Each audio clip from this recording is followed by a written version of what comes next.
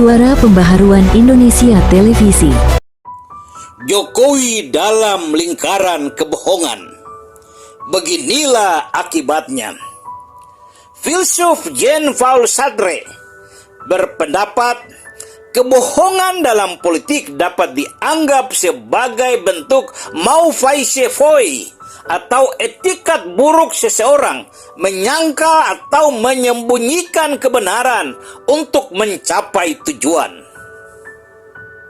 Cerita tokoh politik sekaligus mantan Presiden Republik Indonesia yang satu ini lain daripada yang lain, dan sepertinya tidak akan habis untuk diulas.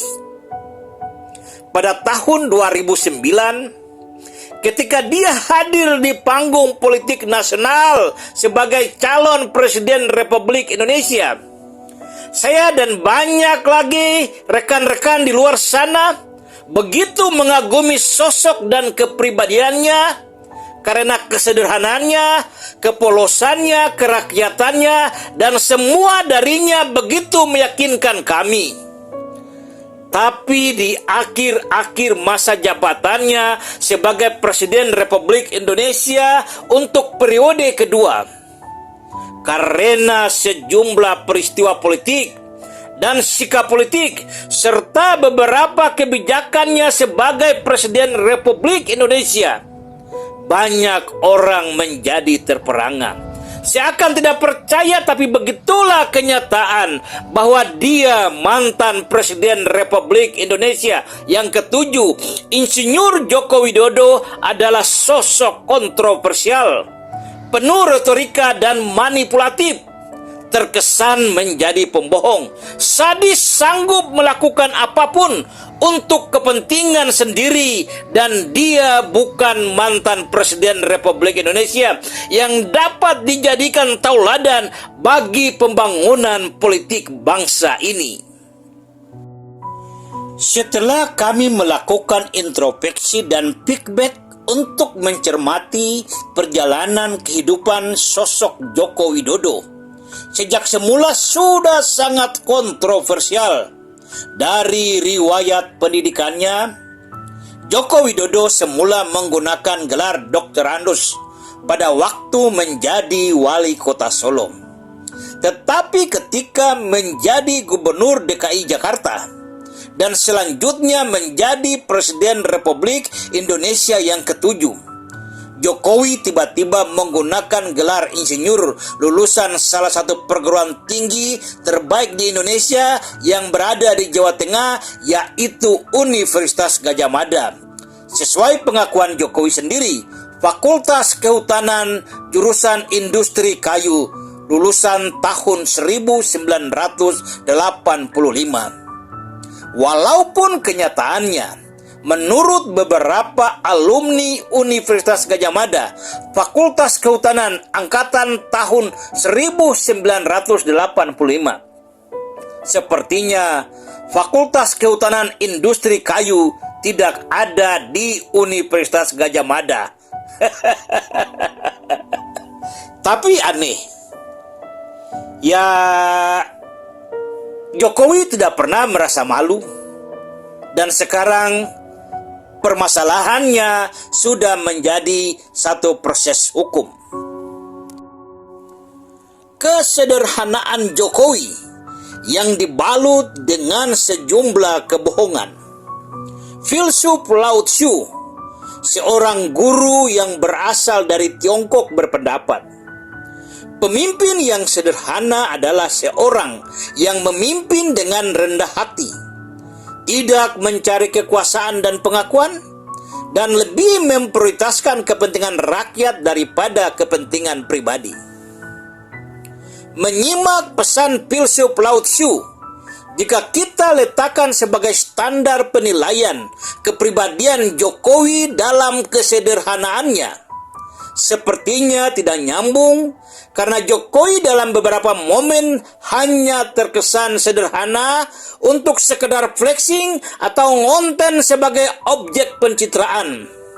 Contoh konkretnya, pada waktu Jokowi mau dicalonkan sebagai gubernur DKI Jakarta, dan Presiden Republik Indonesia dengan slogan mobil SMK. Dia tampil di beberapa TV nasional. Dengan begitu percaya diri dia berbicara seakan-akan pabrik mobil SMK itu benar dan sudah ada. Bahkan Jokowi berani mengatakan yang sudah ada yang memesan bahkan ribuan orang. Tetapi dalam perjalanannya, semua itu bohong atau hanya gimik pencitraan yang disampaikan oleh Jokowi. Cerita lain, banyak sekali proyek pemerintah, salah satunya proyek irigasi kebun jagung bagi masyarakat di Nusa Tenggara Timur. Pada waktu Jokowi meresmikan sumber air mengalir. Setelah Jokowi balik sampai sekarang air sudah tidak mengalir lagi. Ini benar-benar satu perbuatan yang memalukan, membohongi rakyat.